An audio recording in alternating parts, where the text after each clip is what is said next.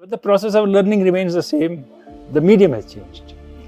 Over a period of time, everybody wanted to gain knowledge then also. The access was difficult for people like us in our age.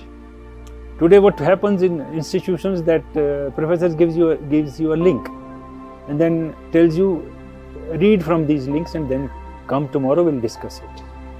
In earlier times you had to search libraries, go around, fetch books. If you find a book, okay, you may not find a book, and then go through it at length. Here, going online, you can make it makes education much easier. And the institutions that have come up, imparting knowledge. It's not about education, formal education, class, school and university. It's about gaining knowledge. The process has improved considerably with private players coming into it. And being very specific and focused on what they are going to teach and what you are going to learn. And using all modern things like we say internet. It's not just internet. Internet pe chale gaya sab kuch ho gaya, no. The way to find things and the right things and to use the right things in the right manner. That is the guidance that's being imparted these days.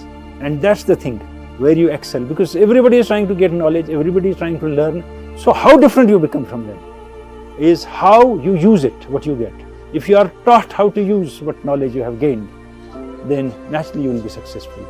And that is the point in today's education that we should focus on. Gain knowledge and apply it in a right manner to succeed.